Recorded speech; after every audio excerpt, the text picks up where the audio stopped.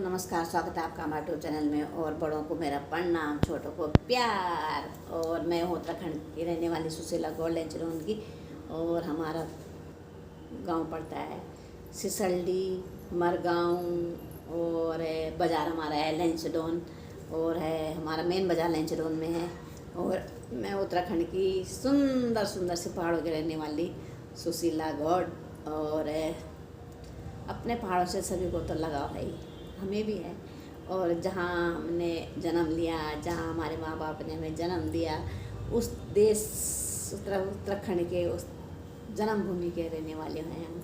और देवभूमि उत्तराखंड की, जहाँ सभी देवी देवताओं का वास है। और हर कोई वो उत्तराखंड में जाता है कि हम उत्तराखंड के दर्शन करके आएंगे, वाले देवी देवताओं को, उत्तराखंड के नहीं, उत्तराखंड के देवी देवताओं के दर्शन करके आएंगे। और फिर आजकल तो 4 धाम इतना जोर शोरों से चल रहा है, बहुत ज़्यादा। पर केस भी बहुत हो रहे हैं दोस्तों, क्योंकि हमारे यहाँ ना पहाड़ बहुत हैं और केस बहुत ज़्यादा हो रहे हैं। सुनने को बहुत केस मिल रहे हैं, क्योंकि जब लोग बाहर से जाते हैं उनको पता नहीं है कि कहाँ पे पैर फिसल जाए, कहाँ पे क्या हो जाए। और बरसात भी हमारे यहाँ आजकल बहुत हो रही है, तो अनजान लोग बहुत जाते हैं वहाँ पे दर्शन करने के लिए। पर बोलते हैं ना, भगवान तो बुलाते हैं उनको, पर फिर कोई कोई ऐसे हैं कि बस भगवान के दर्शन करके वापस ही भी नहीं लौट पाते। क्योंकि पहाड़ी ऐसे हमारे यहाँ किसी का पैर फिसल जाता है, किसी का कुछ हो जाता है। और जहाँ लोग 4 धाम दर्शन करने जाते हैं वहाँ तो इतनी ठंड है, क्योंकि वहाँ पे तो ऑक्सीजन की ज़रूरत पड़ती है। और क्योंकि मैं खुद ही नहीं जाती, क्योंकि जिस पे जैसे बोलते हैं वहाँ पे तो लोग टेस्ट करके जाते हैं, अपना मेडिकल करके करवा के जाते हैं। बिना मेडिकल का तो कोई भी नहीं जाता। जब मैं पहले मेडिकल करवाना पड़ता है कि भाई स्वास्थ्य सही है कि कैसा है, तभी जाते हैं। क्योंकि मैं कभी नहीं गई, असल में कभी नहीं गई, क्योंकि मेरे पे थोड़ा सा दिक्कत है। तो मैं ज़्यादा ठंड में, बहुत ठंड है वहाँ पे। और जहाँ पे अभी 4 धाम यात्रा हो रही है, इतना ठंड है कि हमारे इधर इतना ठंड नहीं है। जहाँ पे अभी जहाँ ये यात्रा चल रही है वहाँ बहुत ठंड है, ऑक्सीजन की कमी है। मतलब वहाँ पे इतने पेड़ पौधे तो है नहीं वहाँ, तो ऑक्सीजन की वहाँ पे कमी है, ऑक्सीजन बहुत कम है वहाँ पे। तो फिर सांस लेने में तकलीफ होती है। ऑक्सीजन तो ज़रूरी चाहिए हर किसी इंसान को, हर किसी को ज़रूरत होती है ऑक्सीजन की। तो सुनने को आए दिन मिलता है कि आज ये हो गया, कल हो गया। दुख तो बहुत होता है दोस्तों कि भाई लोग दर्शन करने जाते हैं, कोई बच्चे भी हैं, छोटे भी, बड़े भी हैं, कैसे भी हैं, और जाते हैं दर्शन करने के लिए। पर वो फिर दर्शन करके फिर वापस भी कोई मुश्किलें होता है उनका, कोई ऐसा तो वहीं पे अपना दम तोड़ देता है। क्योंकि ऑक्सीजन उनको भी पता नहीं रहता कि ऑक्सीजन की कमी है। सभी बोलते हैं, वैसे तो उत्तराखंड वाले भी बोलते हैं, 4 धाम वाले भी बोलते हैं कि भाई अपना पहले मेडिकल करवा लो और तभी आना यहाँ पे, बिना मेडिकल के कोई मत आना। क्योंकि लोगों को शौक़ रहता है, ये उत्साह रहता है कि हम मंदिर जाएंगे, दर्शन करेंगे 4 धाम को, और बद्रीनाथ केदारनाथ के इतने दर्शन करेंगे। और देखो छुट्टियों में सभी जाते हैं, कभी टूरिस्ट सभी जा रहे हैं आजकल, तो सभी को अच्छा लगता है जाना। पर वो तो फिर किस्मत की बात है। तो आजकल हमारे यहाँ केस बहुत हो रहे हैं, कभी कोई गाड़ी कहीं से फिसल रही है, कभी कोई कहीं से कुछ हो रहा है। अभी अप्रैल में किसी एक लड़की की शादी होगी, दुल्हन की, तो भी कितने दिन रहे, भी अप्रैल में शादी हुई, अभी ख़त्म भी हो गई कुछ दिन पहले। तो बोलते हैं हमारे यहाँ गाड़ी कोई कार चलाता है वो, तो फिर जब हमारे पहाड़ी इतना करके भी वो नहीं संभल पाते अपने रोडों पे, जिनको इतनी आदत रहती है गाड़ी चलाने की, तो वही नहीं संभाल पाते, वही गिर जाते हैं। तो फिर आप लोग तो बाहर के रहने वाले हो, तो मैं सभी को ये रिक्वेस्ट करती हूँ कि दोस्तों आप जाइए, पहाड़ में घूमिए। पर मेरी इतने रिक्वेस्ट आपसे कि आप गाड़ी ज़रा संभल के चलाइए, अपने स्वास्थ्य का, अपने शरीर का ध्यान रखिए, अपने बच्चों का ध्यान रखिए।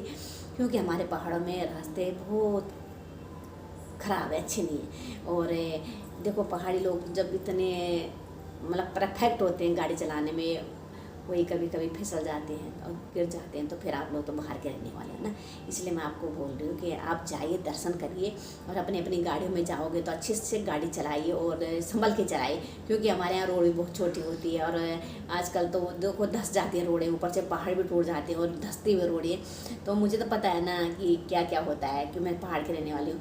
क्यों मेरी सासू जी हैं जो ख़त्म हुई थी, तो हम बोलते हैं ना गोट लगाते हैं, पहाड़ों में गोट होते हैं हमारे उधर, मतलब गर्मी में आजकल ही लगाते हैं गोट, और बरसात के टाइम पे तो गोट लगा रखे थे हमने। तो ऊपर से पहाड़ टूट के आ गए, मतलब रोड टूट के आ गई, तो हमारे सांसी के ऊपर आ गई थी। तो नीचे रोड थी, ऊपर पहाड़ था, तो नीचे आ गई टूट के रोड। तो रात को आई थी, और समझो कि 1-1:30 बजे के टाइम पे आई वो।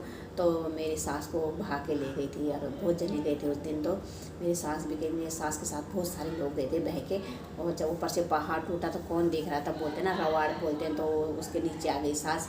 पर इतना मेरी सास बहुत खुश किस्मत थी कि बेचारी ने, मैं तो बहुत खुश हुई कि मेरी सास ऐसी मौत मरी कि मतलब उसको गाय की जो बछड़ा है उसका पूंछ पकड़ रखा था उन्होंने, और ऐसी मौत कौन मरता है, उन्होंने कभी कुछ किया होगा तभी तो ऐसी मौत मिली उनको। और पता भी नहीं चला कि किस टाइम वहाँ पे ऐसे रवाड़ गिर गई, ऐसा मतलब धंस गया, पहाड़ धंस गया, और पूरा पहाड़ धंस के हमारे बोट के ऊपर चढ़ा गया।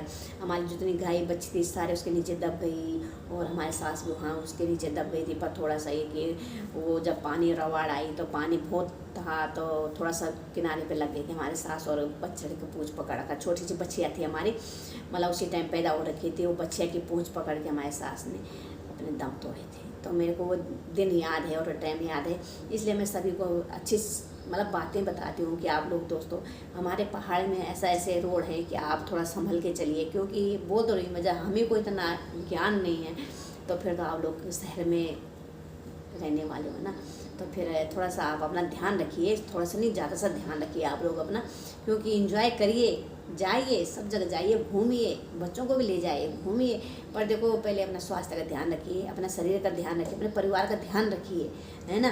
तो फिर तभी तो एंजॉय करोगे आप, जब अपने परिवार के साथ सुख शांति से दर्शन करिए और एंजॉय करिए, और अपने फिर घर को लौटिए आराम से। मेरी सब के लिए यही दुआ भगवान से, मैं चारों धाम और तीर्थ यात्रा से मैं यही 24 घंटा मैं आप लोगों के लिए प्रार्थना करती हूँ। आप घूमने जाइए, इंजॉय करिए, और सकुशल अपने परिवार में घर लौट के आइए, क्योंकि मुझे पता है कि पहाड़ में क्या क्या होता है क्या नहीं होता है। जब मैं एक पहाड़ी हूँ तभी आपको समझा रही हूँ दोस्तों, है ना, क्योंकि मुझे खुद पहाड़ में डर लगता है। जब मैं जाती हूँ ना घर, तो मैं तो जय सिया राम जय जय राम, जब तक मैं अपने घर में नहीं पहुँचूंगी ना तब तक तो मेरा दिल ऐसे ऐसे दुक दुक दुक दुक दुक दुक करता रहता है। क्यों, मुझे भी खुद डर लगता है, क्योंकि मैं भी बाहर रह रही हूँ, जाते तो हैं हम लोग, पर मैं जब टैक्सी में जाती हूँ बैठ के तो मैं बीच में दो जाती हूँ, मैं देखती नहीं हूँ बिल्कुल भी ना, बस इधर भी उधर भी जब सवारी रहेंगे तो मैं बीच में बैठ जाऊँगी। जय सिया राम, हनुमान जी का नाम लेते लेते घर पहुँच जाती हूँ।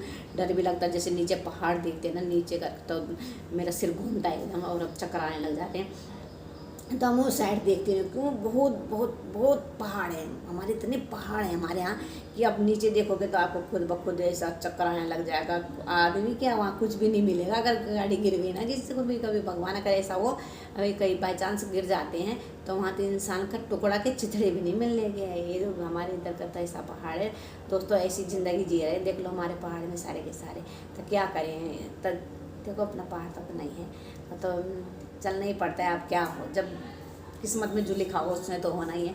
पर हम पहले तो रहते थे पहाड़ में, अभी तो आए हम बाहर, तो ज़िंदगी तो हमने अपने माँ बाप के साथ ही बिताई, वहीं हमने हम पैदा हुए, वहीं हम बड़े हुए, वहीं जवान हुए।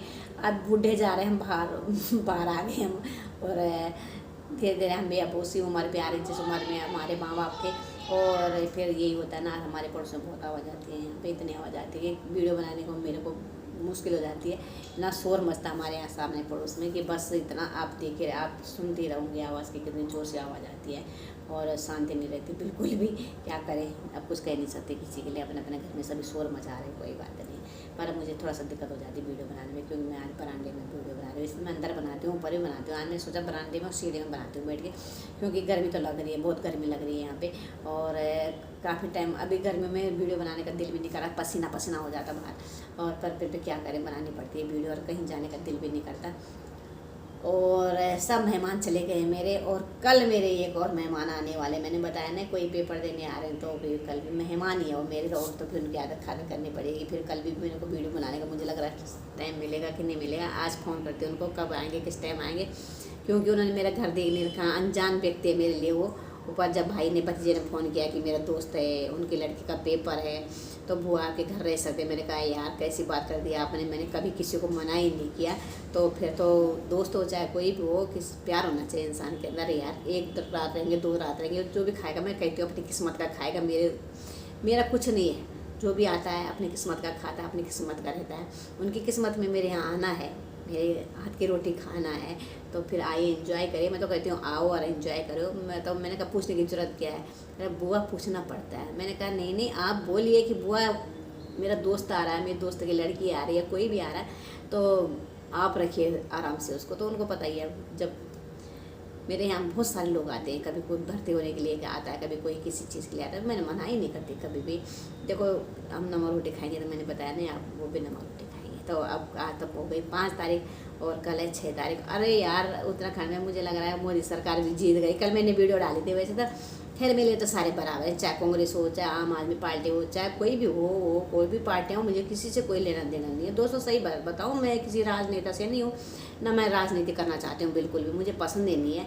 और ठीक है जो भी जीता, राहुल जी ने भी बहुत कमाल दिखा दिया और अच्छा है, ठीक है सभी जीत रहा है अपने अपने लिए, हम किसी को नहीं बोलेंगे क्योंकि भाई सभी का हक बनता है। कल मैं भी उठ जाऊँगी, आप मेरे को बोलोगे तो जीत गई सबको, अरे अरे हक पर वो भाई भारत में सभी को हक है, कोई किसी के लिए नहीं बोल सकता। कोई भी जीत जाए, कोई भी कुछ करे, मर्जी का मालिक है भैया, भारत में सारे मर्जी के मालिक है। पर हक गाली देने का हक किसी को नहीं है, किसी को गलत बोलने का हक नहीं है। वैसे तो अपने लिए सभी उड़ जाते हैं, सभी करते हैं कि मैं इधर नेता लोग तो सभी भाई चलो अपने अपने गाली खा लेते हैं, कोई बात नहीं है, वो भी खा लेते हैं, गाली से कुछ नहीं होता दोस्तों, पर ये वो देना नहीं चाहिए किसी को, है ना। और गलत बात तो गलत बात होती है। अभी मोदी जी को भी बहुत गाली दी लोगों ने, तो ऐसा नहीं करना चाहिए। अपना आप उठो, दूसरा अपने आप उठ रहा है, अपने जीतो, कोई भी जीत रहा है, वो तो जनता जनार्दन है, किसी को भी जिता सकते हैं। कोई मोर लगी है कि मैं इसी को जिताऊँ, पर अभी जो भी मुझे लग रहा है वो नरेंद्र मोदी जी बन गए। और कोई बात नहीं है, अभी 1 साल हो रहे हैं उनका, तो देखते हैं क्या करते हैं, क्योंकि नौकरियां भी नहीं दी उन्होंने, नौकरियां भी सभी ख़त्म कर दी है। तो इसलिए लोग थोड़ा सा नाराज़ तो हैं उनसे कि भैया नौकरियां भी ज़रूरी हैं, ये तो नहीं है कि सरकारी नौकरियां भी हैं जो भी वो भी ख़त्म हो गई। तो थोड़ा सा नाराज़गी, थोड़ा सा नहीं बहुत ज़्यादा नाराज़गी है लोगों को। भाई जनता है, जनता ही जिताने वाली है, जनता ही हराने वाली है, जनता का बेखूबी से ख्याल रखना चाहिए हर किसी का। नहीं बोलती मैं कि कोई भी हो, जो बन रहा है उसका फर्ज बनता है जनता को खुश रखने का, है ना। ये नहीं कि जनता बेचारे घूम रही है रोडों पे, कोई नौकरी ना कोई चाकरी नहीं, उनके बच्चे से घूम रहे हैं लिख पढ़ के, वो बेचारे क्या करेंगे बताओ, हैं। तो दोस्तों मैं यही अपनी वीडियो समाप्त करती हूँ, फिर अगले वीडियो में मिलती हूँ मैं जल्दी आपको, है ना। फिर